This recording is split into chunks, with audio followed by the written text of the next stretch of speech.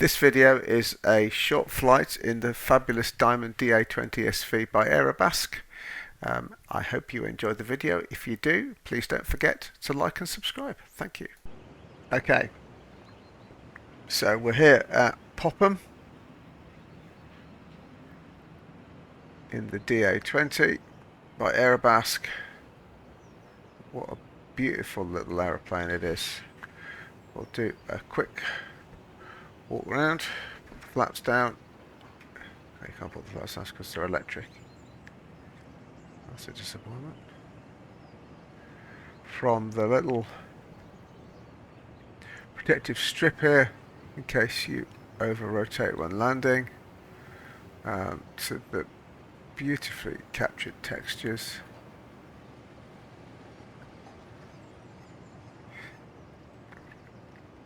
It really is a fabulous looking little aeroplane. Let's just remove the external covers.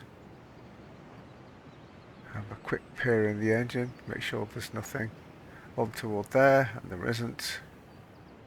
It's a shame you can't lift the panels on the engine. Look inside, but never mind. Okay. Let's get inside then. So this is, just turn off the eye tracking for a second. So starting the DA20 up is a comparatively straightforward exercise. You pull the canopy closed first, obviously, and lock it with the red catch. We're going to put the key in the ignition. That's a rather cool feature in my view. Okay, and we'll make sure that the parking brake is on. We will put the mixture to rich. What we might just do is open the direct vision channel, direct vision panel, so that we can shout clear prop in a minute. We're going to put on the electrical system. Okay, and the fuel pump and the strobe. Okay,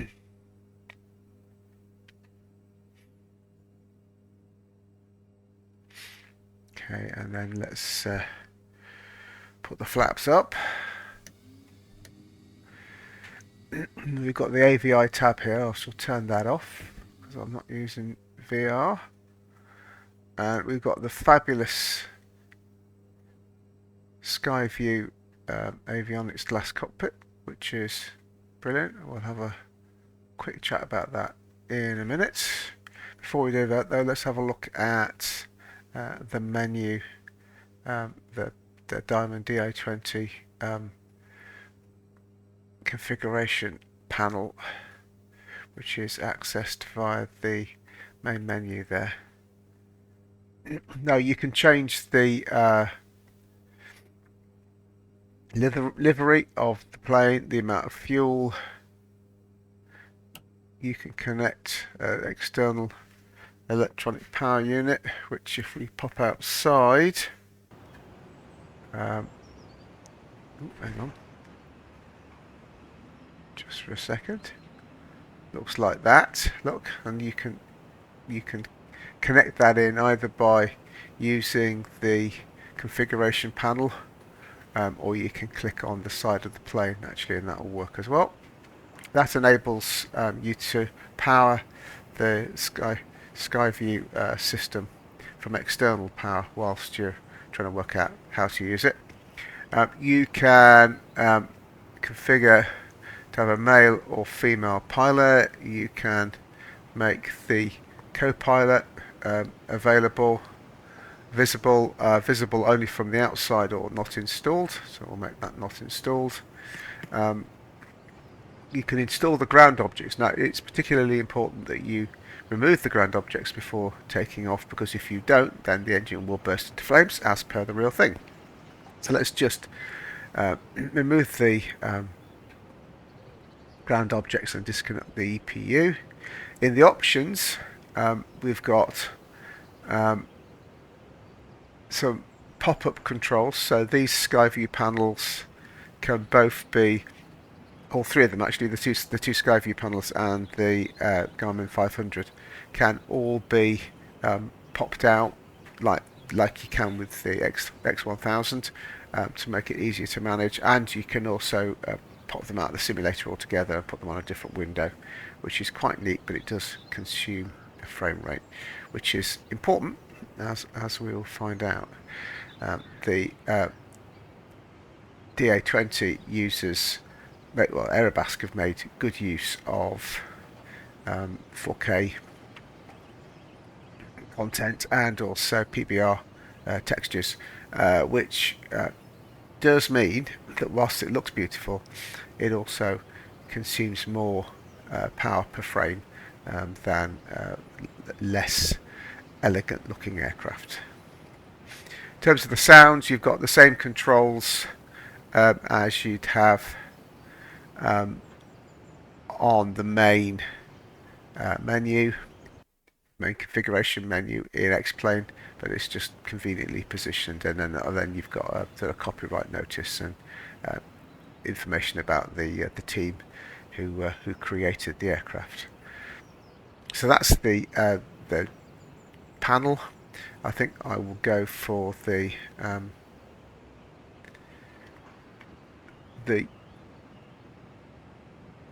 G plated aircraft livery. That's the French one. It's rather nice, the French one actually. Lovely red livery. And then we've got Golf Bravo X-Ray Tango Sierra, which is the one we will go with. Okay, so hop into the cockpit. Yes, so the DA20 has a free-castering nose wheel like the SR22 and the RV10 is standard aircraft in X-Plane. And you can turn that off so you've got a steerable nose wheel. You can also integrate your Navigraph account with the Skyview Touch panel if you've got a Navigraph account. You don't need the Navigraph account to use the plane, but if you have the Navigraph account, then you can get these extra features. Right, so let's just have a look at this here panel. In fact, what we'll do is we'll pop it out. There we are. Okay, right. So let's just have a look. Okay, so if we look at the PFD, you can configure the PFD, and you've got this synchronized vision thing, which gives you the center line of the runway as you come down to land and stuff like that. Tools gives you the terrain, which is quite handy. You can switch the background on and off altogether, and you got this 6-pack versus the kind of standard panel. Now, this is kind of what you get in a G1000, and I'm a little bit old school, so I much prefer the 6-pack. This is going to be a VFR flight, and we're going to be just tootling around, giving the aircraft a bit of an exercise, and so therefore I think the 6-pack is appropriate. But obviously it's down to you how you want to set it up. You've got the engine instruments on the right here. You can where is it? Display screen. Here we are. So you can change the layout and put the engine instruments on the left or the right. I'm going to put them on the right. That's what I'm used to, but you can obviously do what you want. The really nice thing about this, which is a solution to the problem that you get with, I think, a lot of the simulated instruments, is this business of having to spin the wheel is resolved by this rather neat trick of providing a little interface to the mouse, so you can either I don't know, let's just stick 120 in there, and that will push that to there, right? So you can click that and go for 89, say, and that would move that to over there. Or you can scroll the mouse wheel, and that works for any of these sort of things that you would normally use a spin wheel to control. So you can control the barometer pressure, for example, using it, all right, and the target height, all right. So I think that's quite neat personally, and yeah, I'm not going to go into great detail with the Skyview on this trip, just because I think that we've got other things to discuss about how the aeroplane flies, and all of the reviews I've seen so far have all focused on really the Skyview and the IFR capabilities of the panel, despite the fact that the aircraft isn't cleared or certified to fly in IFR conditions, as illustrated by this little note here. All right, and the reason for that is because it's a plastic aeroplane and it's not capable of coping with lightning. So there you go. So let's put the strobe on. We'll put the position lights on as well, I think. Put the fuel pump on. We will push the throttle forward just a little bit. There is no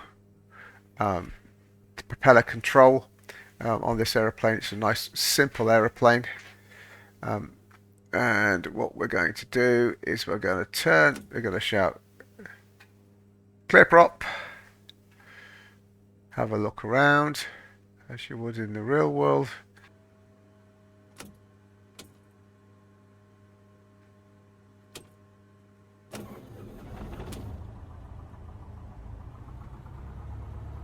Okay, so what we'll do now is we will put the head tracking back on again.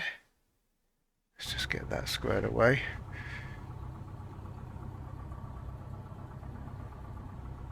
What we're going to do is take a tootle out, and we'll go on to 6, I think.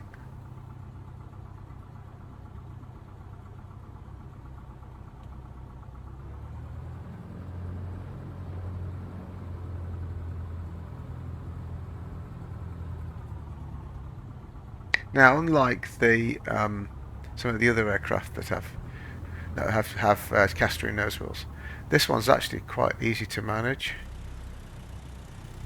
I'm not quite sure what Aerobask have done, but whatever it is, it works really well.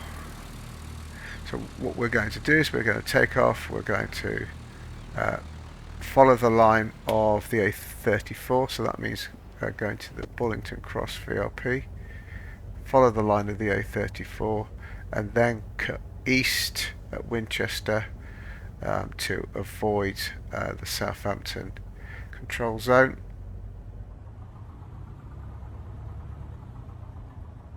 There's the numbers.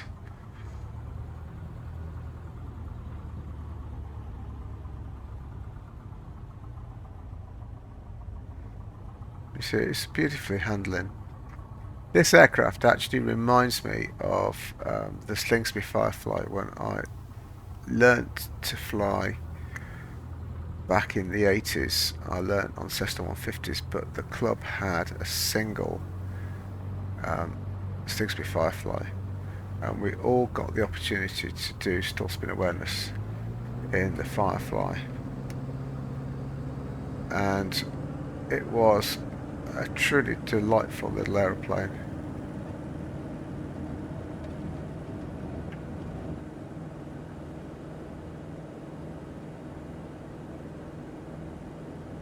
Okay, so coming out of Popham, you take a turn right, you're flying over the silos. That's to avoid local farms.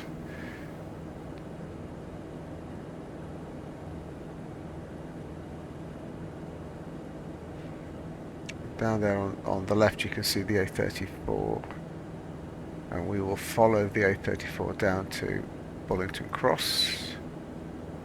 Let us just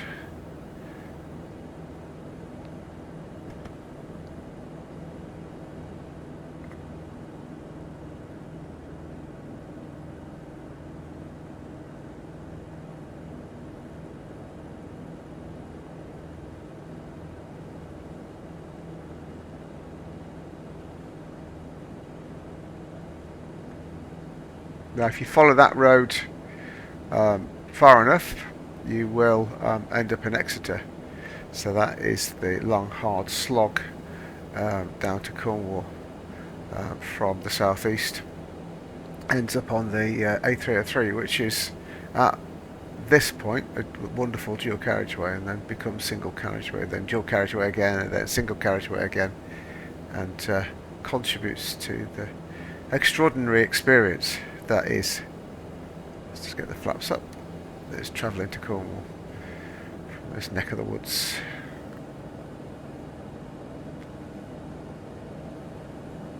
But it's just, this little plane is just delightful.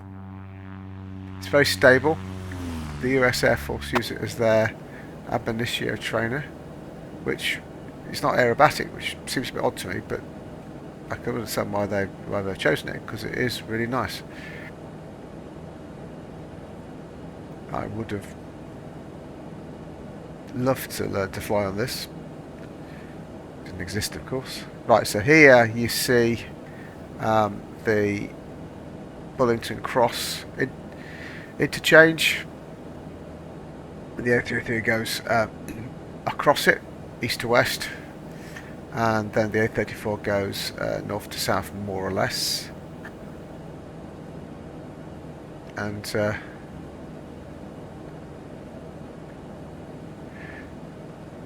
basically goes from the M40 north of Oxford all the way down to Winchester. Joins the M3 at Winchester.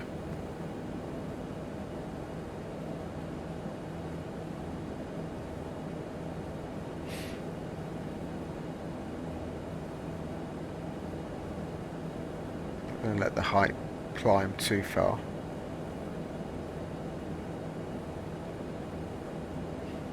We don't want to get caught up in the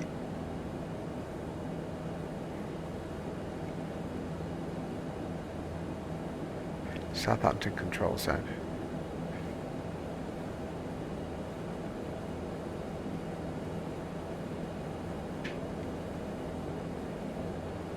So maximum cruise in smooth air is 120 knots. Which is a little bit quicker, I think, than the Cessnas I like to fly on. Not by much. So it's just, this isn't an RV challenging tour from A to B at high speed aeroplane.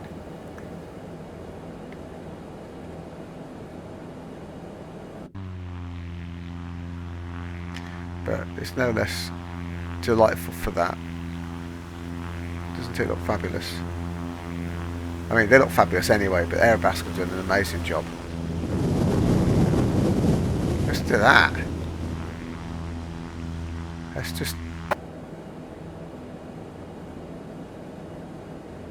Let's just do that again.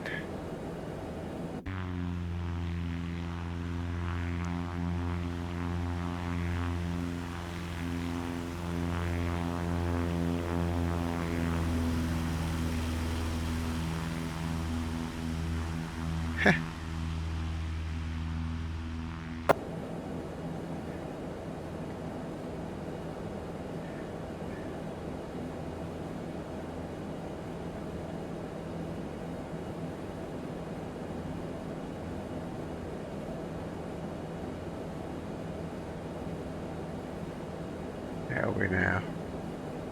Right, we're going to follow the M3 now.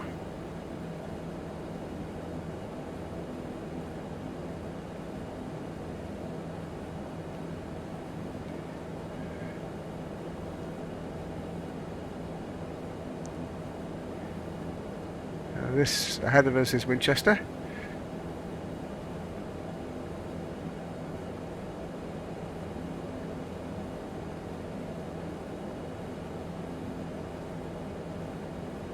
Home of the fabulous cathedral, the Doomsday Book and all of that.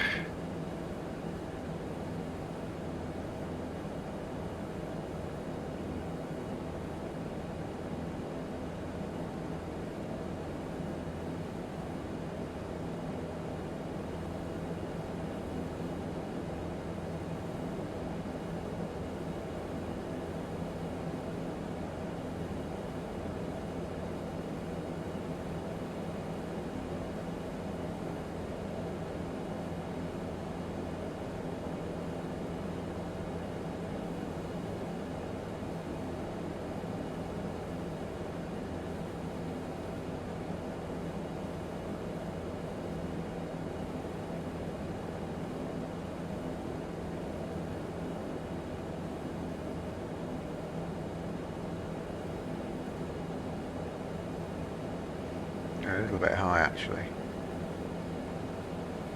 Like a few hundred feet. Let's just get below 2,000 until we're outside the outer reaches of Southampton.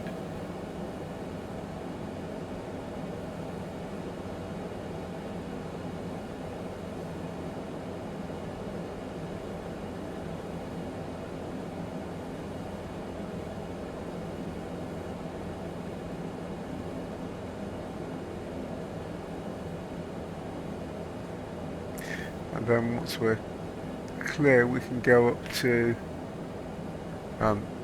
5,000 feet and we will do that, and then we will attempt to do some slow flight and some stalls just to give it a go.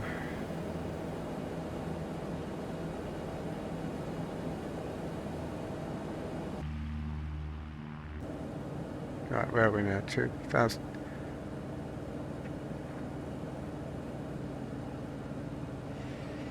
Okay, right, so let's just get ourselves back on an even keel again.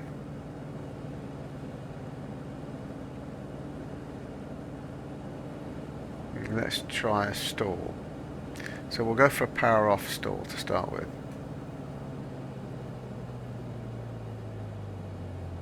So power back to idle.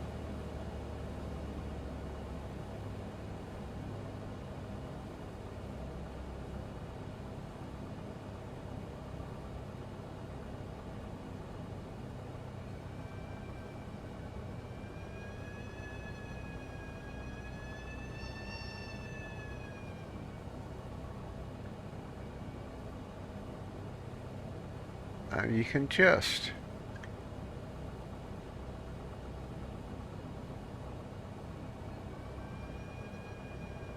hear the stall want to go, and as you come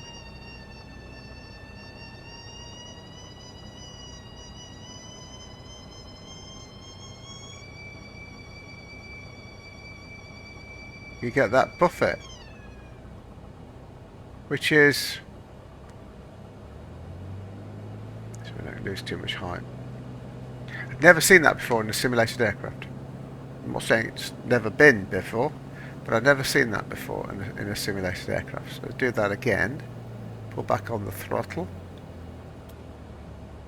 Very gentle. I think whether I'm a bit ham-fisted normally or whether this aircraft is just a bit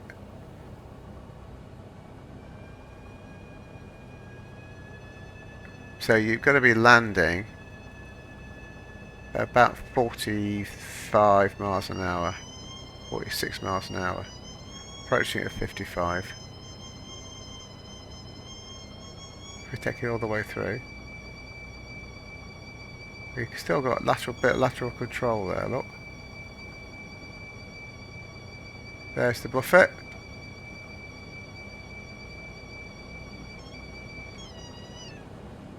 And then it goes.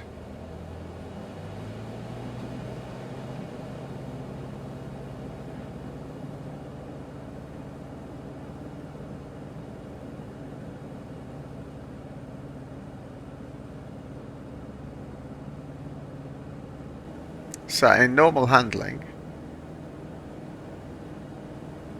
just a delightful, easy to fly aeroplane. One of the interesting things about the design of the wing is that, what do we want to be? We want to be 1100 feet over the M3 A303 interchange. So let's just make that happen.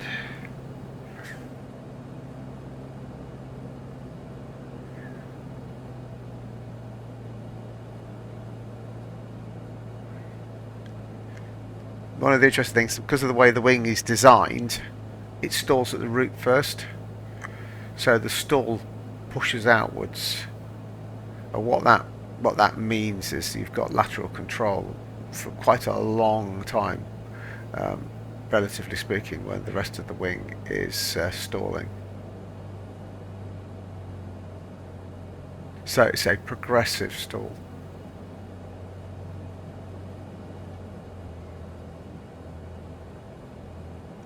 Now with Popham you have to come in at an angle. There's a big arrow painted on the grass because you've got to avoid, that's the M3 there, you've got to avoid the petrol station both sides of the A303 near Popham, and one of them is on the approach for 26, so you have to steer around that, which makes for quite an interesting approach. And it's going to be interesting to see how this feels. So that there is the 303, this is the M3, and we're going to follow the A303, but we're going to keep to the right of it. Right, there we are. So that's the finals turn, so we want to lose a lot of speed here. And it's the other side of that wood, that's what we're aiming for.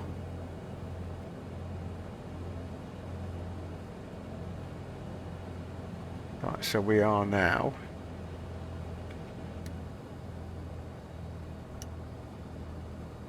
at the place that we need to be, pretty much.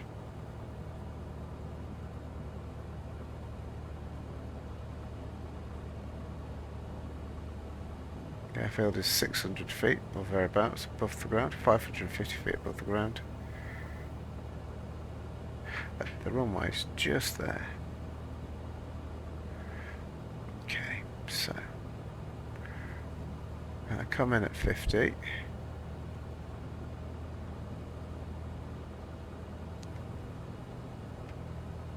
Flaps down.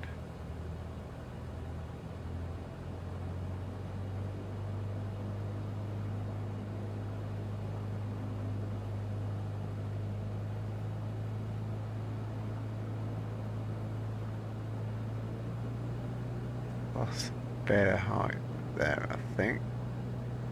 Yeah, you can see the runway. And the petrol station is hidden by the woods, but it's on the left, just down there. So there is a motorcycle track, and then there is the petrol station, and then there is the airfield. Right, so we've got full flaps. There's the motorcycle track just there, look. Here's some of that speed. It's got a gliding heritage, so it's not enthusiastic about landing.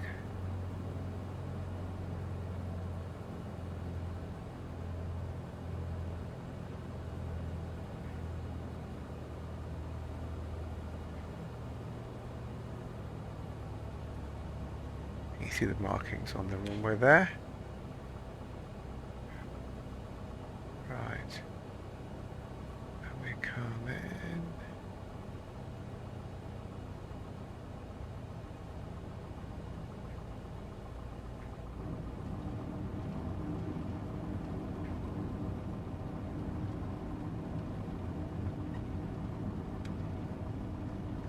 Not the best landing.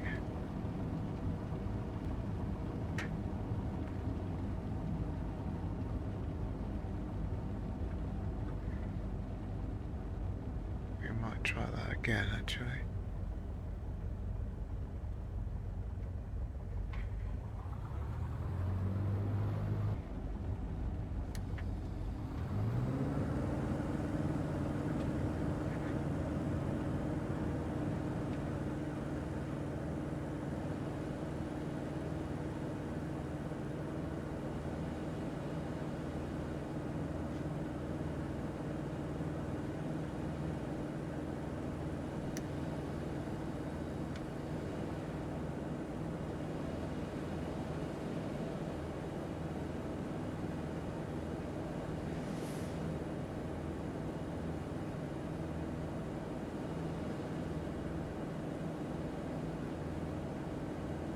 I'll go in on 2-1, I think.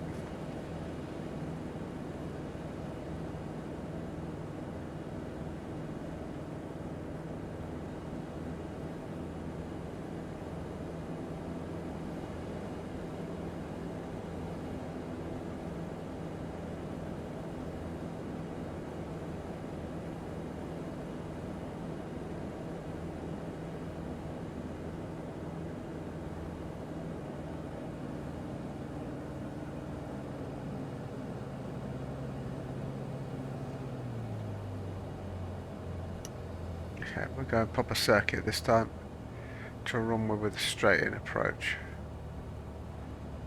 Okay, so you can just put the throttle back generally if you're at circuit height.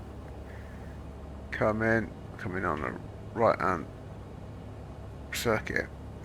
We want to be at 5.5 plus 5, so it's 10.5, 11, 10.5 when we come to final turn, which is about right. To be fair, we're doing about 60, which is about right.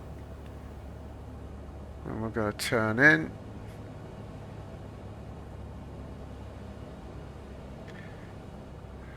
Oh, a bit early, but never mind.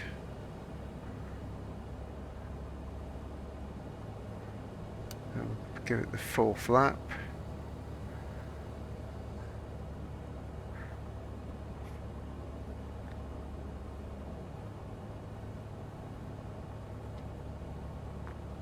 Right, so lose a lot of that speed.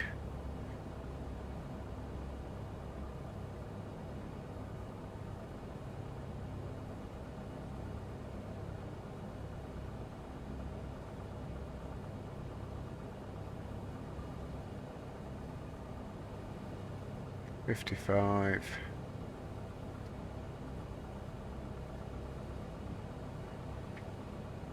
Okay. Hold it back, hold it back, hold it back, hold it back, hold it back, hold it back. How about that?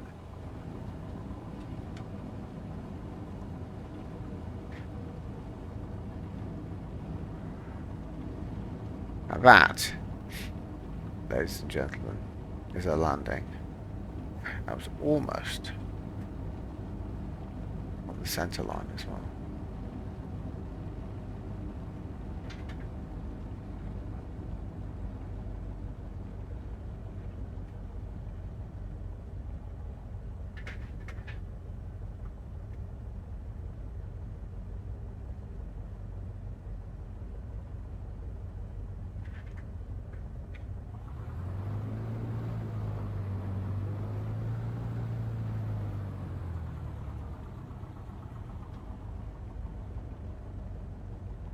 Oh, there's a tree there. That's a bit weird.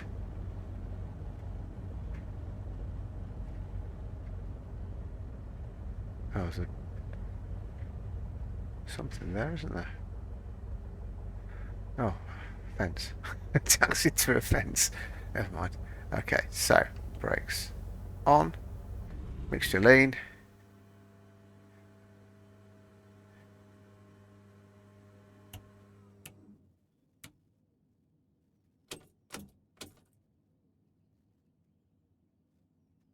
Key out.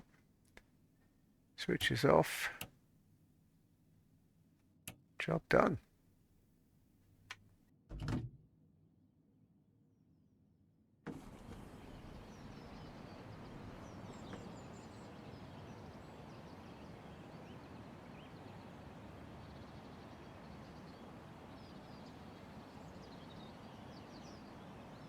I thought I'd turned the flaps all the way up.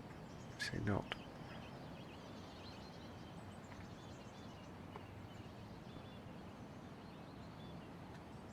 There we have it. The fabulous Diamond DA20 SV by Aerobask. Thank you for watching. I hope you enjoyed the video.